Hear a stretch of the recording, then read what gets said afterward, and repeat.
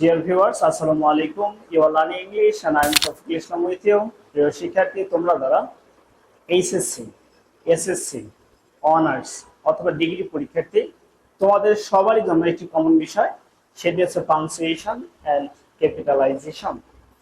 Punctuation and capitalisation. So আমরা এই বিষয় নিয়ে আজকে ভিডিওটি তৈরি করতেছি।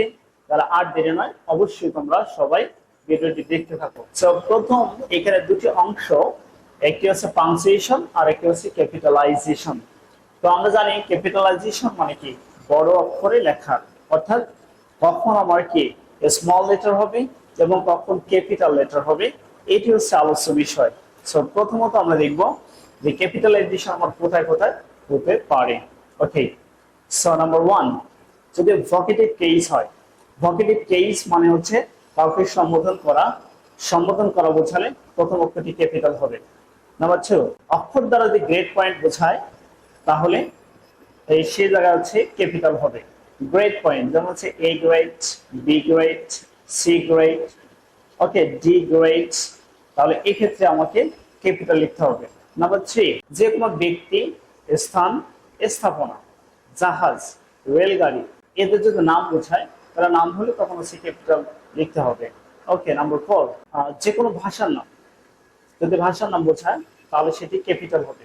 ভাষার নাম, তার মানে ল্যাঙ্গুয়েজ থাকলে আবার হবে না কিন্তু, তাহলে ভাষার নাম যেমন হচ্ছে বাংলা বা বেঙ্গলি, ইংলিশ, উর্দু, অ্যারাবিক, এই যে ভাষার নামগুলো আছে, তাহলে ভাষার নাম বোঝা যাচ্ছে সব ক্ষেত্রে হচ্ছে প্রথম অক্ষরটি ক্যাপিটাল লিখতে হবে।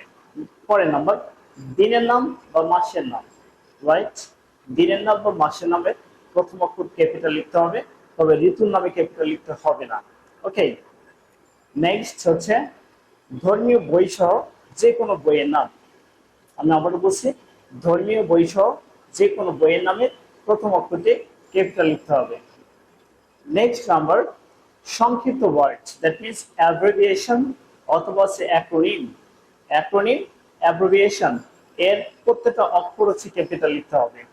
তবে যদি দুইটা বা একাধিক ওয়ার্ড মিলে একটি অর্থ প্রকাশ করে তাহলে প্রথম অক্ষরটি ক্যাপিটাল হবে, পরের অক্ষরগুলো স্মল হবে। Example, BSc. বিএসসি হলো বি হলো ক্যাপিটাল, এস ক্যাপিটাল, কিন্তু সিটা হচ্ছে স্মল, কারণ এস এবং সি মিলে সায়েন্স হয়ে গেছে।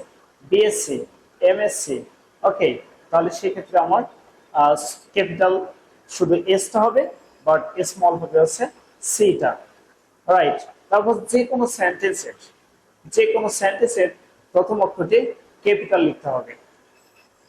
নেক্সট হচ্ছে এক্সক্লামেশন, রাইট?